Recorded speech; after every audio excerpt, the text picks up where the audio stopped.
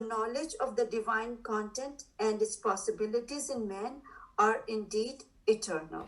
He gave a beautiful example of and all these things that we are dealing with it now. It has made our life all easy. We are doing all this Zoom and this and that. All that technology is always there, right? Somebody just discovered it. That's why they call it discovery. They never call it somebody created it. It's already there. They just discovered it now. That's all it is. So it's eternal, all these things. The creation of the universe, it is accepted even by modern science, must have started with the sun. As the source of all energy, the sun was the first of the created objects, and with its very creation, this great knowledge of the self was given out to the world. So we discussed all that in detail, huh? There are some commentators who read into this stanza a limited meaning and claim that the yoga taught by Lord was the yoga of equanimity, which synthesizes Sankhya Yoga and Karma Yoga. Indeed, the cosmic forces represented by the sun, no doubt instinctively, live the life of perfect Karma Yogins, inasmuch as their life is continuous exertion in the spirit of Yajna, which we had explained in the previous chapter. So he's just talking about that how the forces of nature work in a perfect karma yoga attitude. And we have to get inspiration from that. So some people just go. So there are, as I was saying, that all these verses, there are so many different aspects of the meaning. And you have to just try to understand it from every angle, and slowly it dawns upon it what they are saying. It's the sacrificial way of doing it. That's what they expect. The nature does it in the sacrifice. Yes. And that's what we have to learn. Yes, exactly. Mm-hmm. It is very interesting. Sorry, go ahead. Oh, I thought you were finished reading. Scientifically, we say that there is more than one sun. There are actually many suns. Mm-hmm. With different universes and galaxies and all that. Correct. So how do we address that difference? Because here we are just talking about ourselves subjectively, and this is what we can comprehend. You can go as much as you want beyond, does not matter, because the law of physics and all those things, that remains the same, right, Geeta? So you can say from many suns, this is one of it, and then go beyond the sun, because even if in the modern theory, they all believe in that Big Bang theory, which is in line with Vedanta, right? Everything comes back to one point and then it starts from there. So division happens, and from one point there blast happens and different things manifest, and then it becomes into this big universe. So I don't think personally that it is anything against what we are learning scientifically anyway. So that you can say that knowledge is there in the entire universe, entire cosmos. It's not by no means it is just confined to our solar system. Yes. That's all it is. Yeah. Thank you. Mm-hmm. And they also talk about this thing. I'm sorry, you got cut off, Sneha. Because you're unmuting. Okay. Huh? Now you're okay. Go ahead. Yeah. So this whole thing is talking about the royal yoga, and the royal yoga is basically the light or the energy coming from the sun to the various stages, the Vishwavat, and then from to Manu, and then to Ishwavaku. So basically, and then it's coming from Manu actually also represents the mind, and Ishwavaku does the spiritual light. So you're saying the God's energy is actually coming from the sun to all these places, to the eye and to the mind and to the eyes and then to the senses. Same way again from our body, physical body, when we withdraw our senses, and then we can ascend this light and go back and merge with the spirit. So this is the yoga, actually, royal yoga, coming of the spiritual into us, and then again our spirit again merging back into God. And then they're saying this sun actually has about 24,000 years it takes for it to rotate around us, Earth years. It has actually a magnetic star that around which it rotates. And then the various yugs, Kal Yuga, Dwarka Yuga, Treta, and all that, they are divided in this 24,000 years. So 12,000 years it takes for the man, for us the spirit to descend, and I think also to ascend. So when we are in this, like Satyug was the golden age, everybody was very spiritually inclined. Now we are in the Kali, which is the material age. So we are, even if we are a very, then that's why people have forgotten this knowledge in this Kali. And that's why we are, God is again telling Arjuna this knowledge that is reminding him again about this knowledge. Yes. That's what it is. Mm-hmm. So he's going to talk about it in the next verse, that how passage of time it gets contaminated. And nobody has to be a rocket scientist to know that passage of time things get contaminated. It's like the rain falling, on the Himalayas, it's all pure and all. When the Ganga starts, I have seen it's how beautiful the water is. But when it comes down, it gets all contaminated. And then if you want to do it, clean it again, then you have to remove the impurities. So the beauty of this Vedanta is that whether you take the physical path or the spiritual, it explains both. It makes sense in the both worlds. So what Sneh is talking about is a lot of the other physical things, which is also absolutely correct. And there is a deeper spiritual significance that we are learning about. We talk about that in chapter 8, don't we? About the yugas and how much life and how much is it. Yeah, they have mentioned it. And, when it comes to time, it is so, because it's like a time and space, that we call it Einstein world of time and space, it's a completely relative thing. Yeah. Even in our own 24 hours, we experience, because I'm doing the translation, Swamiji has a whole section on the dream. He's saying that scientists have determined that the waking time of the dream is only a minute or minute and a half. Yeah. और उसमें पता नहीं हम 20 साल बिता के और शादी भी हो गई, बच्चे भी हो गए, कुछ भी हो गया, और some horrible thing happened. And so how do you explain time? And the moment within our own solar system you go on another planet, the time completely changes. And because I watch some of these universal shows which I like. अभी मैंने थोड़ा time नहीं है, but पहले मैंने देखा था. There are planets in this our galaxy. They go around their own sun in 2 days. 2 or 3 days. Isn't that shocking? Ours take 365. They are very close, and one of these days they are going to crash into their own sun and all that. The kind of mind-boggling thing that, so theoretically, if somebody is sitting on that planet, for him the whole year is only 2 days. तो उसका दिन कितना छोटा होगा? He must be seeing like 100 sunsets and sunrises in 24 hours of hours. Time loses its perspective. So it's better to go the spiritual meaning. उसी से मन शांत होता है. If you start going in the physical world, you will go crazy. Okay. It is very interesting to note the emphatic assertion here that the knowledge of the Supreme Vedanta was first taught to rulers of the world.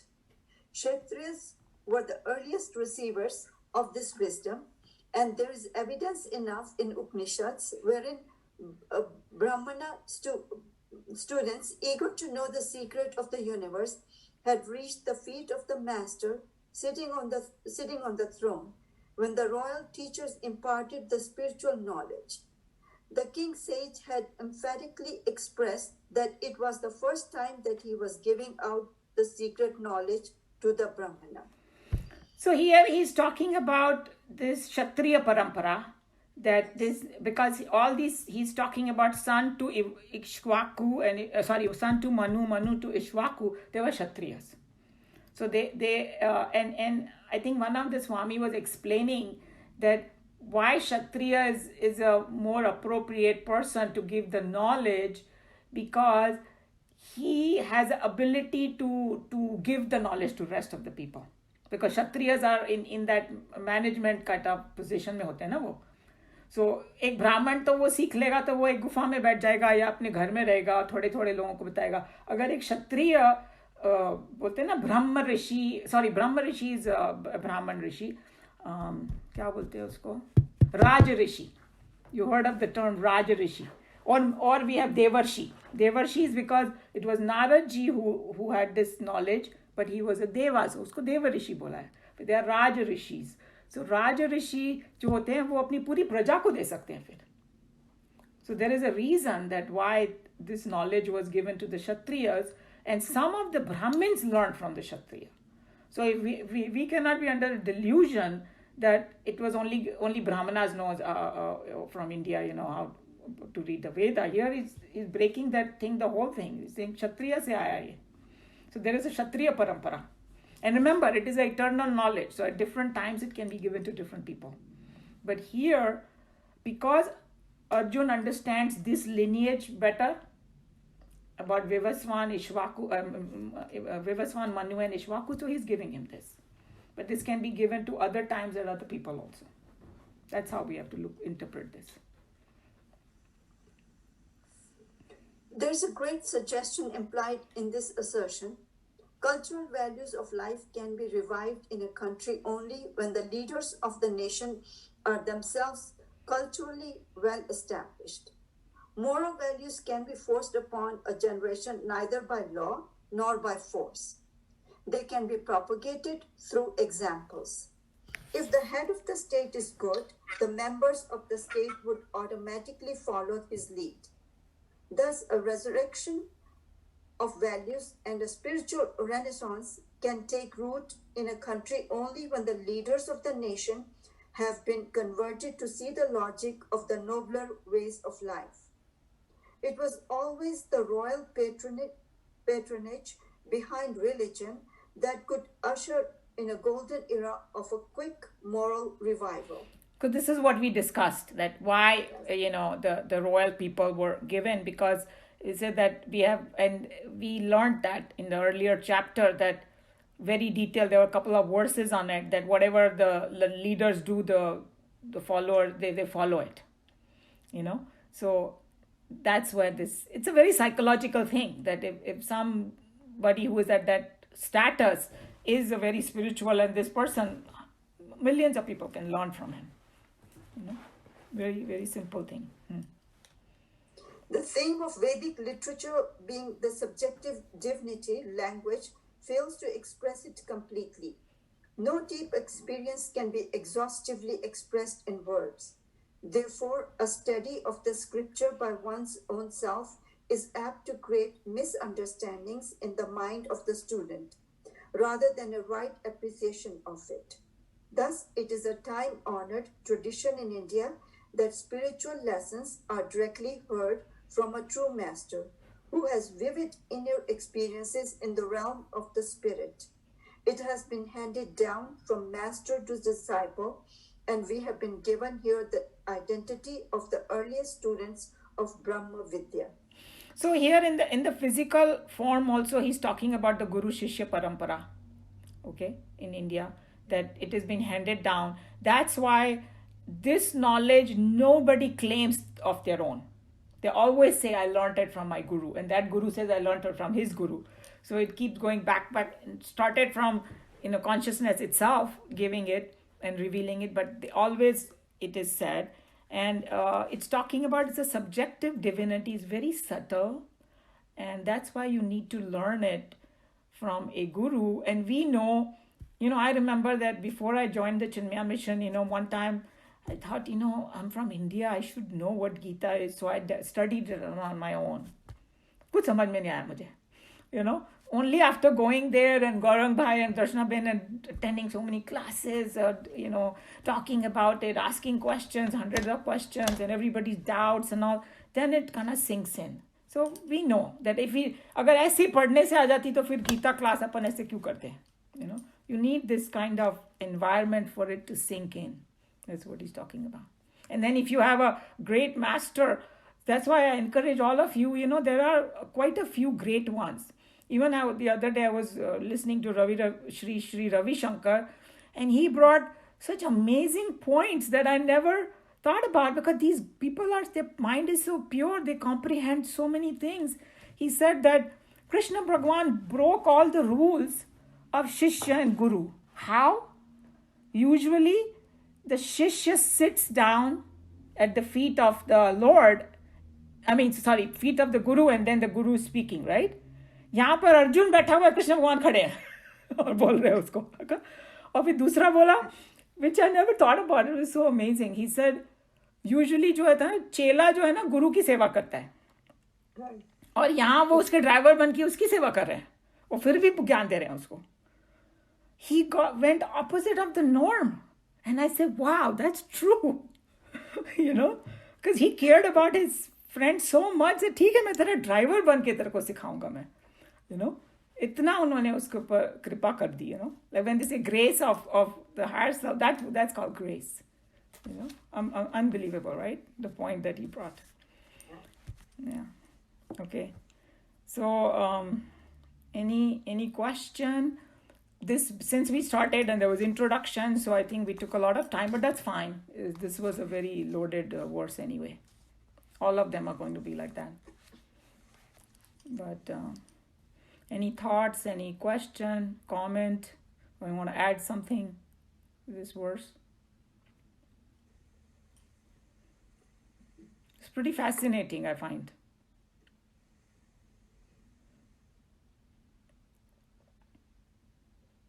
No?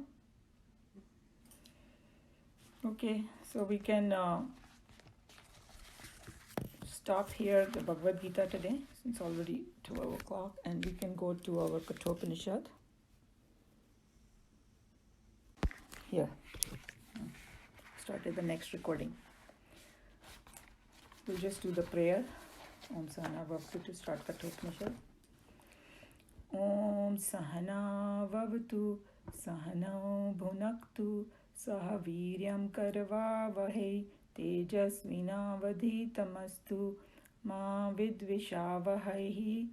Om Shanti Shanti Shanti. Hari Om Shri Guru Pyo Namaha. Hari Om.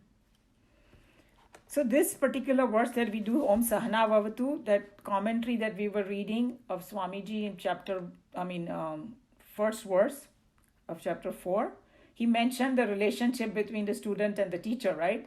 Om Sahana Vavatu is exactly that. It's telling, hey, let both of them have a very good, cordial relationship, and they learn their study become brilliant, and they don't find faults in each other and all that. Because if that's what happens, this knowledge cannot dawn.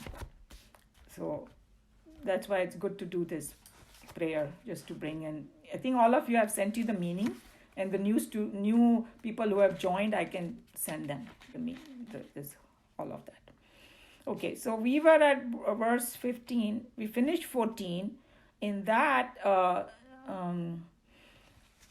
Nachiketa had asked previously that, hey, can you, the second boom was he was in caching, and he said that I want to learn this, rituals that will take us to heaven, because I've heard heaven is a eternal place relatively, and there is no bodily afflictions there, and people like to go there. And when I go back, I want to teach this. So then Yamraj said, yes, I do know this, and I will tell you, and that will, and he also touched upon that whole thing about that the fire is the support of the whole universe. And now we learned about the Vivaswan. You see how the connection is?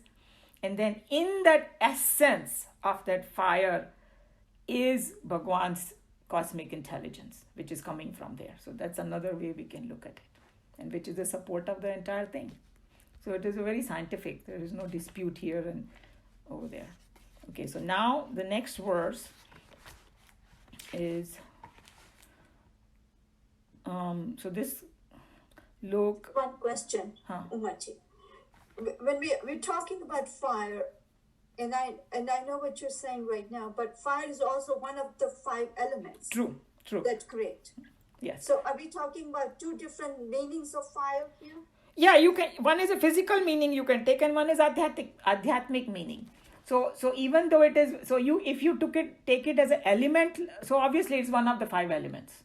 Okay? Yes. So, but each element can also take you to the highest, no? Where it's coming from. If you do, there are people who do that. Consciousness. That's it. Yes. So if you trace it back, like what Apna Sneha was talking about, that the knowledge came this way, now you're tracing it back, you will reach there only. And that's why all the different yogas also take you to the same place. It's just a path that you are taking. Destination is one. Right. So Okay. it's kind of hinting you at the destination at this point. He's not giving any all-out thing, you know. And also the other thing is you're going to see that, Tejumaya Anandji's explanation further, that if somebody does this yagna and yagas and all that in the right spirit, their mind does get quiet. So it is like the first step. It's another method. It's not the final destination to just do the yagnas and go to the heavens, but actually while doing that, mind gets quiet and pure. In that, the question can come, hey, who am I? And then you may not be interested to go to the heavens anymore at that point. Then you will want to know, who am I at that point? That can also happen. होता है ना कि हम लोग का एक शुरू में गोल होता है, ओ मैं मिलियन बनाऊं, मैं ये करूं, मैं वो करूं. फिर जब वो उसको मिल जाता है, उस पाथ पे चल लगता है, बोलते हैं no, this is not what my destination is. ऐसे लोगों का होता है ना, फिर देन वो त्याग करना शुरू कर देते हैं. Okay. Thank you. What is yaga? Yagya and yaga. Yeah, same thing. They just put it like that, double words. I don't know the technical difference, but I think in South they call it yaga or something, some different language, but it's the same thing. Havan, homam, yaga, yagya, these are all the same words. Okay. Yeah, and in English they call it fire sacrifice because there's no such word as yagna. So what are they going to do? But true meaning of yagna we have learnt in chapter 3. None of us should forget that. It's a community thing where everybody pours in what they have for the result for everybody. Do you remember that? Yes. Yeah, so that's what we have to remember. That's the true spirit of yagna. It is not just to use some havan to gain something personally and all that. The true havan in, what you call Vedantic style is to learn to sacrifice for the entire thing together. Okay, shall I go to the verse? Lokadimagni tamuvach tasmai ya ishtaka yavatriva yathava sachapi tat pratyavadat yathoktam atha yasya mrityuhu punarevaha tushtaha. Lokadim is the source of the world, a grim fire, tam that, uvach said, tasmai to him, ya is what, ishtaka bricks, yavatihi how many bricks, va and, va again, yatha va means and how to be placed, saha he and, saha is he, cha is and, api is also, tat is that, pratyavadat repeated back, yathoktam as explained, atha is so, asya is at this, mrityuhu is yama, of course, lord of death, punaha again, eva is even, aha is said, tushtaha being pleased, santusht se aaya ye tushtaha. So basically यहाँ पर ये बताया गया है कि उसने पूछा और ये वाले वर्ष में बताया कि यमराज ने उसको सिखा दिया कि तो वो रिचुअल्स हैं, तो वो कितने ब्रिक्स हैं, किस प्रकार के हैं, कैसे रखने हैं, वो सब उसको बताया उन्होंने. और but the subject of this one main subject is not karmakanda. That's why we don't know the details. किसी को डिटेल्स में करना तो then you go to the Vedas of karmakanda. 80% of it is there. So he was saying, like Tejumaya Anandji was saying, that हम लोग आजकल यज्ञ ऐसे ही कर लेते हैं, एक हवन कुंड ला के और मंत्र, पर अगर वो एकदम टेक्निकल स्टाइल में करना हो तो फिर वो कौन सा मंत्र, कौन सी कौन से देवता को आवाहन करना, कौन सा चढ़ाना. Some of people in South they know, some of it, but it is a complete science. But we don't know about all that, but there is.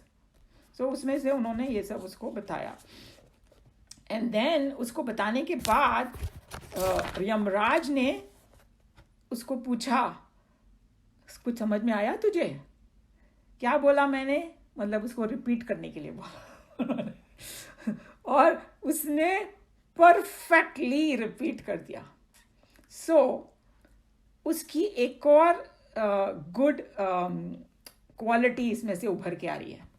Because तेजोमय आनंद जी ने जोक किया है ना, मतलब आजकल के स्टूडेंट्स की तरह नहीं है कि पूरा पढ़ा दिया, बोला क्या पढ़ाया क्या कौन क्या बोला आपने, नॉट लाइक दैट. पूरा उसने शिद्दत से सुना और उसको समझा. मतलब ये नहीं कि खाली सुना, समझा, उसको रिटेन किया, और जब ज़रूरत पड़ी तो उसको याद करके और रिपीट किया. See how many things are involved in it. So it's like ability to understand, ability to retain, remember, recall, and explain. All of that he did it. So he's saying that ब्रह्म विद्या के लिए अगर कोई perfect student है, नचिकेता से better कोई हो ही नहीं सकता. उसको जो भी सिखाओ वो स्पंज की तरह पूरा एब्जॉर्ब कर लेता है, और एक शॉट में एकदम एब्जॉर्ब कर लिया उसने.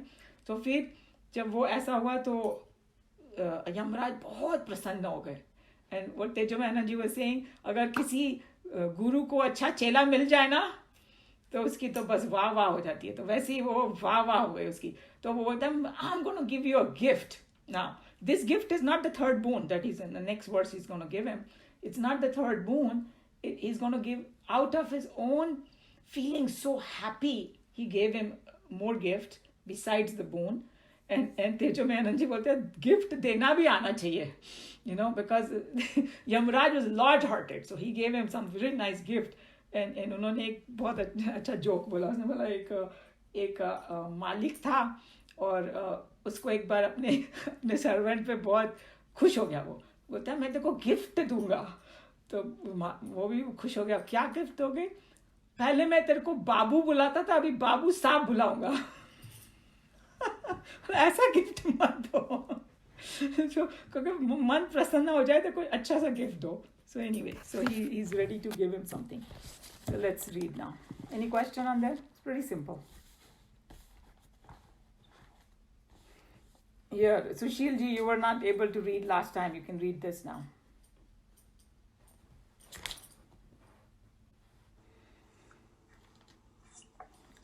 Yama then explained to him that fire sacrifice, the source of the words, what class of bricks are required for the altar, how many and how they are to be placed, and Nachiketa repeated back to the teacher all as explained. Then Yama, being pleased at this, said again. This can be considered as a stanza repeated by Rishi Kathaka or Shruti Bhagavati herself. Even in this scrappy and skeleton draft of a story, Mother Shruti exhibits a perfection of touch and a delicacy of stroke in her art. She not only labors to throw as much color as possible in the character of hero, but also pauses now and then to brighten up the story with sure touches of emotion to paint true life. It is a natural instinct with every schoolmaster to feel extremely happy towards that student who is smart at grasping the lessons at the very first hearing. This is a compliment to the master himself, and at the same time, he feels satisfaction and fulfillment. So here Swamiji is bringing up another point that even teacher बहुत खुश हो गया कि मैंने उसको अच्छे से समझाया. तो टीचर को भी बेचारे को दुख होता है कि मैंने इतना टाइम वेस्ट किया, इसको कुछ समझ में नहीं आ रहा. That's a very good point too. Lord Death had explained to his disciple the ritual in all the details, but since this is Gyan Kanda, the details of this ritual are only mentioned in their broadest outline and hinted at by mere enumeration of subheadings. So they're just saying the detail नहीं बोला कि नहीं तो कोई सोचेगा हाँ मैं भी सीखूं, मेरे को भी जाना है स्वर्ग, but that's not the subject matter. It's a Gyan Kanda. So they are just warming us up, and they are just telling you that there are other people who are just satisfied with that, but this is going to take us, this Upanishad is going to take us all the way to the Brahma Vidya. Strictly following the ancient method of teaching, here also Lord Death asked the student to repeat the lesson at the end of the instruction. Nachiketa stood the test well and repeated in all details the entire lesson. Lord Death, feeling happy at this, blessed the disciple with another extra boon. Okay, so So, maybe one thing here, you are being a very good teacher. We appreciate that. I don't know how good we students are, but we want to let you know that you are doing a great job. thank you, appreciate that. No, I am very happy. I mean, the fact that all of you are coming and so much involved, it makes me feel good that whatever I'm doing is and I'm learning too. I also consider myself a student only over here. So. Okay, here. So next one, shall I go? तमब्रवीत् प्रियमाणो महात्मा वरं तवे ह्याद ददामि भूयः तथैव नान्मा भवितायमग्निः शृङ्कां चेमा मने करूपां गृहाण. Tam is him, abravit is said, priyamanaha, being delighted, Mahatma, the magnanimous, varam, boon, tava, to you, iha, hear this, adya is now, dadami, I give you, bhuyaha, additional, tava, after thee, eva, verily, nanma, by name, bhavita, shall be, ayam, this, Agni is fire sacrifice or Homa Yagna. Shrunkam, necklace. Cha and Imam is these. Aneka Rupam, multi-formed and variegated. Gruhan, thou take. So basically वो gift बोला ना देखा तो दो चीज़ें उसने की. एक तो उसने ये वरदान दिया कि ये this ritual is going to be from now on called Nachiketa Agni. And I'm told that a lot of people who do the Yagna Homa, they call it Nachiketa Agni. So उसका नाम जैसे अमर हो गया उसका नाम. And he gave him a necklace. जैसे बोलते हैं ना कि वो पुराने ज़माने में बोलते थे वो खुश हो गया तो ऐसे उतार के दे दिया. बट ये वाला ऐसा ऑर्डिनरी नेकलेस नहीं था उसका. उन्होंने बोला कि it is multi-formed and variegated. Multi-color, multi-form, पता नहीं क्या, so it's symbolic actually. And Tejome Anandji said there are different theories. One of them said he taught him some more good rahasya, some secret things to quieten the mind and all that, because वही तो वो सिखा रहे थे. नाम था यज्ञ and होगम, but main purpose तो वही है. And you will see in the next verses that how if you do this homam and if you do it correctly with the right attitude, it will purify your mind a lot. And then you will become the right patra to go to that swarga. But as I said, that when the mind gets purified, you might get interested in Brahma Vidya at that point, So there is a hidden agenda over there for all these things, and that reminds me that, I read a book about Satya Sai Baba. One of his devotees wrote this book. He was very famous for giving trinkets. And ऐसे करके भभूति निकाल के दे देते थे, ऐसे करते थे. So one time somebody asked him that, why do you do that? He's saying, I'm just doing this so that they come to me. I give them what they want so that they come to me, then I will give them what I want to give them. You see? नहीं तो वो आएंगे ही नहीं मेरे पास. So his goal was, because people used to get so fascinated and, that was not his goal ultimate. His ultimate goal was to connect them to the higher self. But that was the way he attracted thousands and thousands of people, because they got fascinated. They came to him. And so it's the same thing over here, what he's talking about. And then the other thing, Tejome Anandji said that Tejome Anandji's interpretation was it's a grace of Guru he gave him. And he also said, you as we go through the Upanishad, you will understand what that grace means later on. So we have to have patience to know. But it's a little subtle meaning, and you have it according to your own mind. You can take whichever way you want. But he gave him something extra because he was so pleased that he's such a bright student. Khush ho gaya wo. So with that, we can read this. Premji, you want to read? Okay. Being delighted, the magnanimous Lord Death spoke to him, Nachiketa. I grant now this additional boon. This fire sacrifice shall be named after thee. and take thou this multiformed and variegated necklace. Okay, so just to whoever doesn't have the book, I want to just tell that when Swamiji was writing this commentary, he was in the West, and lot of other Western philosophers also were reading Upanishads and giving their own interpretation and all that. So there are certain things that it may not be relevant to us right now, but he's mentioned it and all that. So just keep that in mind, huh? Lord Death is offering here to his disciple a medal of appreciation in the form of a jeweled necklace. Sarnakam. Shrunkam. Yeah. Shri Shankaracharya in his commentary gives two meanings for this word Shrunkam. Garland, and B, action, which shall yield many glorious fruits. Maybe, as Shankaracharya says, Lord Death might have initiated his disciple into some more sacred method of fulfilling the desire of mankind through mystical rituals and proprietary ceremonies. Or maybe Lord Death presented the Brahmana boy with a chain studded with precious jewels. Whatever it may be, the purpose of the Shruti is served if we understand the acute intelligence and the inordinate retentive capacity of the student have brought forth an applause from his own teacher.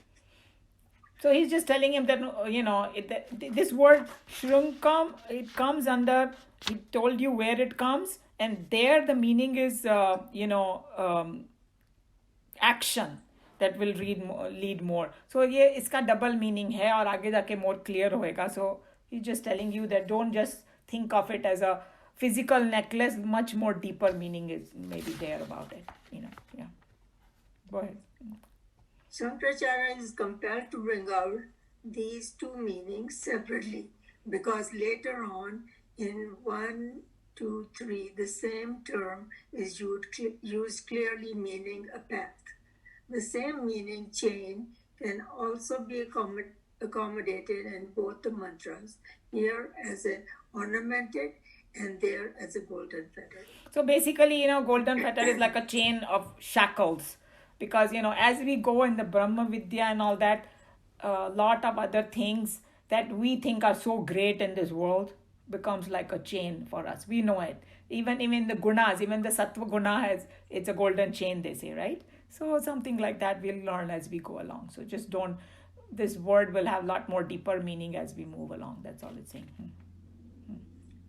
One should be intellectually a Nichketa if one were to pursue the study of Shastras and thus plan out one's own liberation.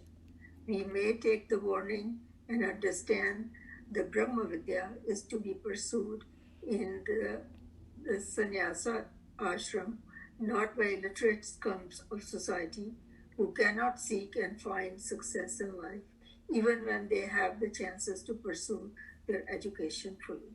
Here in my book it says sannyasa attitude. In yours is a sannyasa ashram, it says? Okay. So both have fine meaning. So basically it's saying that अगर ब्रह्म विद्या सीखनी है तो नचिकेता जैसे बन जाओ. So we should kind of develop those qualities like Nachiketa and all that. So because in Bhagavad Gita also, like in chapter 18, Krishna Bhagwan is going to say he says that whoever teaches this Gita also, I'm very fond of them, and the one who listens also and all that. And then he says who is the patra to listen, and then he gives qualification. So जिसने तपस किया हो, जो दान करता हो, ऐसा ऐसा दिया है. So then some people might get discouraged and say, hey, I don't want to, this is too much, I'm not doing all this, so that means I should not study. That's not what it means actually. It means develop these qualities. So it's giving you a chance. It is for everybody, but pre-qualification थोड़ा सा ठीक कर लो अगर कुछ गड़बड़ है उसमें तो. So all these things that Nachiketa के थ्रू हमको बता रहे हैं कि भाई उसके जो नचिकेता की क्वालिटीज़ हैं वो ज़रूरी है if we want to really grasp the ब्रह्म विद्या. और अगर हम लोग प्योरीफाई नहीं करेंगे माइंड तो फिर वो पूरा ग्रास्प नहीं होगी. बेसिकली हम उसका मिसअंडरस्टैंड कर लेंगे उसको and all that. So that's where it is. And they took out that paragraph that I was talking about because you didn't read it. In my book, it says Max Muller thought that the verse 16 to 18 are later interpolations. किसी ने उसको add कर दिया because it is not in the spirit of this thing, Brahma Vidya. But he's saying that the stanzas are confusing in their meaning and unfaithful to the lucid style of the whole Upanishad. But I think it was not necessary because to me, he's creating a background for us. And he's also talking about different mindsets, There are people who may just want the material, happiness and all that, or swarg and all that. And there are people like that too. And they have avenues for them also. Not everybody cares for Brahma Vidya all the way. So that's why they brought up everybody, but just in the beginning. Later on, they're going to just focus on the subject. So I'm going to stop here. If anybody has any question, comment, to add anything for these two verses.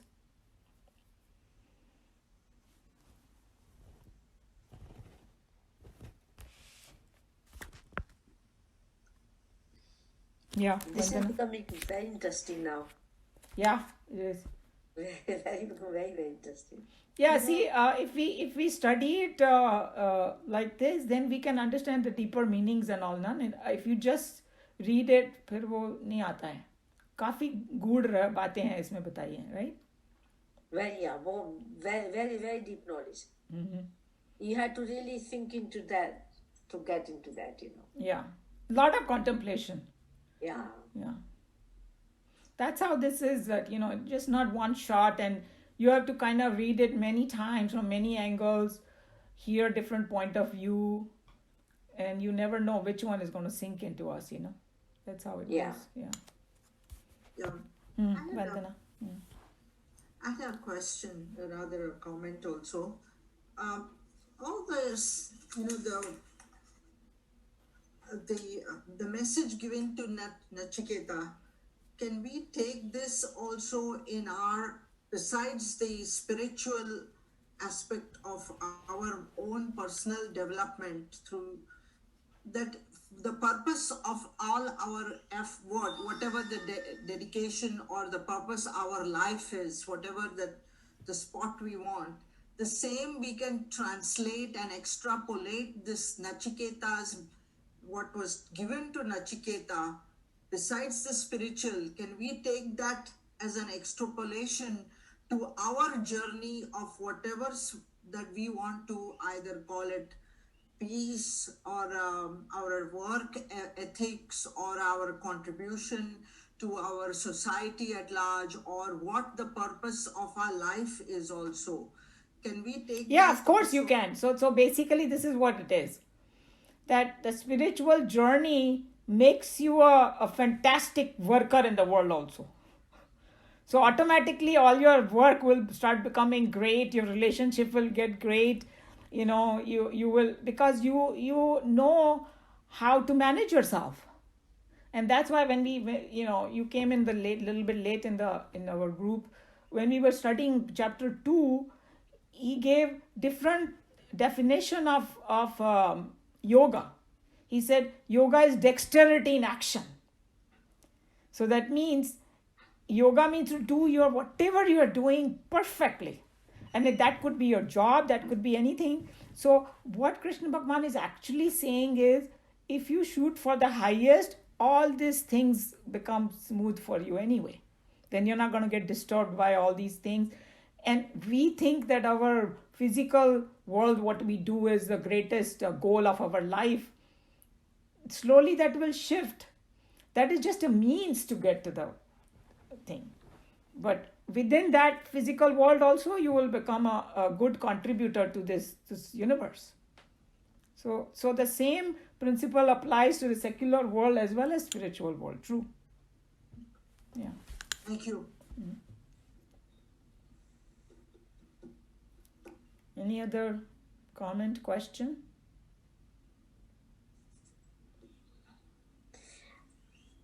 I have a question. How is there any easiest way, like for me or maybe for everybody, we are all on the same page? How we can apply, how we can do within our own life, I think that we So have that to we we can have hold on. to me that karma yoga, the 5 things that they talked about, we should examine that, and wherever we are lacking, we should improve on that. Because what basically, like this, there is one head of the Delhi Chinmaya mission who gave a discourse on Geeta, and his is really good one, and he came up with these 5 things, because what he was explaining, that if you follow Krishna Bhagwan's what he's telling you to do, अपने आप progress होएगा. See, हम लोग का क्या problem है? We want to jump to the goal. Okay? He's saying, if you start doing karma yoga in those 5 mode, you will slide into upasana, you will slide into dhyan and gyan, and you will reach the goal. But हम लोग सोचते हैं मैं अभी क्या करूं, but they are telling you what to do, but are we doing it? क्या हमारी समत्व बुद्धि है, क्या हमारी समर्पण बुद्धि है, क्या हमारी स्वधर्म वाली बुद्धि है? That's where we start. So we start asking ourselves, on a daily basis,